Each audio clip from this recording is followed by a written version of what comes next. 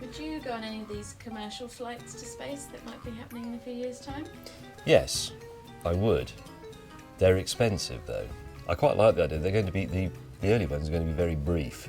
I don't think I'll live long enough to go on the things like the Pan Am Moon Voyage Club thing that was envisaged in the 60s and that you see in 2001 Space Odyssey, the Pan Am Clipper spaceship thing.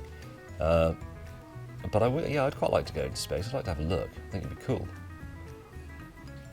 But you've been in a vomit rocket, haven't you? I've been in a vomit Comet, yes, to simulate weightlessness. That's actually just good fun. That's the thing about space. I think it's probably a good laugh. You float about. Everything floats about. Your food. It's very little effort. Various Soviet cosmonauts, especially, who spent a year in the Mir space station, they ended up in quite a bad state physically because they never really did any exercise. So they were quite wizened and had to do a lot of press-up skis and things when they got back. Wearing a spacesuit is actually, there is already something on Head Squeeze about spacesuits, but quite seriously, it's if you were very claustrophobic or even only slightly claustrophobic, which I'm not really, I think you'd find it very unpleasant because I didn't like it. I can crawl down tunnels and things, it doesn't bother me, but when they put a fishbowl thing on your head and then they lock it in position and the air is coming in through the rubber seal thing, but you have to sort of quite consciously suck it in. It's not like breathing gently as you relax on the beach. It's worrying because you think, what if it stops? It's like having your head in a polythene bag. I'll die. But you get used to it after a bit. But they do have a problem with a certain number of high altitude pilots and astronauts. The people who are very highly qualified for it and have all the right attributes to be spacemen and women, but can't actually cope with wearing spacesuits because it's very restrictive, and if you don't like that sort of thing, quite unpleasant.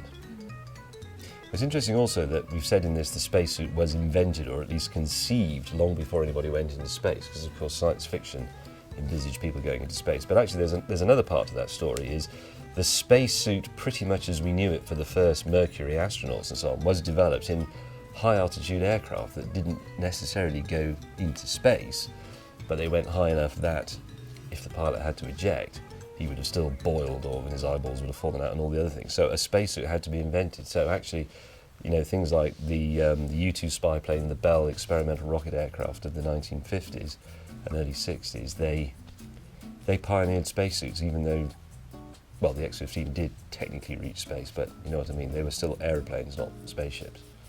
Did you see the footage of the spacewalk that happened from the ISS? Yes. This year?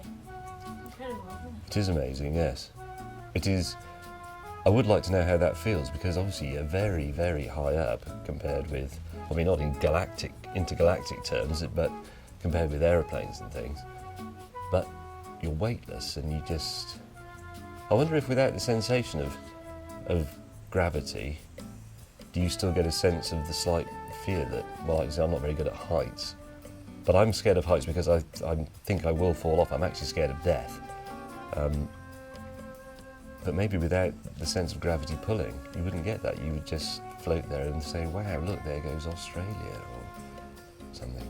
You wouldn't get vertigo in space? I don't think you would, because it would be like looking at the blue marble poster of the Earth.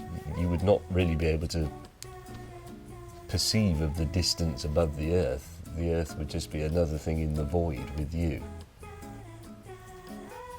It'd be quite cool. But again, quite expensive. And you have to be very fit, and you have to be very highly trained. You have to know all the procedures for getting back into the International Space Station or your Gemini spacecraft or whatever you're in. How to deal with all sorts of emergencies, how to make sure you don't end up just... I know you're tethered on, but you mustn't make any mistakes. You can't end up just effectively being in orbit in your own tiny little... A spacesuit is like your own personal spacecraft, your own personal space environment. But the oxygen in it will only last a certain amount of time, and then you die. But remain in orbit for possibly forever. Floating around. You know that app you get on iPads and things? That I've got one, so you can point it at the sky and it'll tell you where the constellations are, and it will tell you where the ISS is and various satellites. There'd be one and it would say, James is coming past next week at this time, you'll just see a slight glint off his spacesuit as he goes. I'm afraid he's been dead for the last 30 years, but he's still going round and round. And a vague little twinkle, maybe. Maybe. But you just become something, like a boy, something that other space explorers had to avoid. You'd just be an irritation to everybody.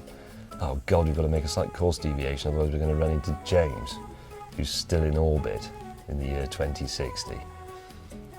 Because he didn't tie himself onto the International Space Station properly, and now look at him.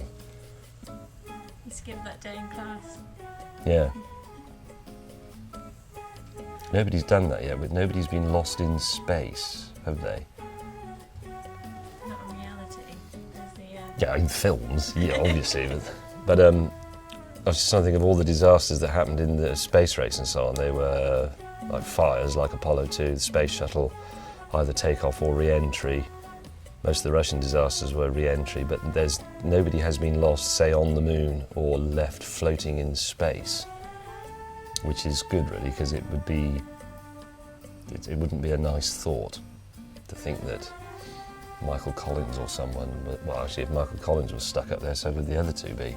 They'd be stuck on the moon, he'd be drifting off towards Pluto. But he's not, thankfully, and I'm a big fan of Michael Collins, so if you're watching, hi Michael. I'm glad you got back okay. Terrific.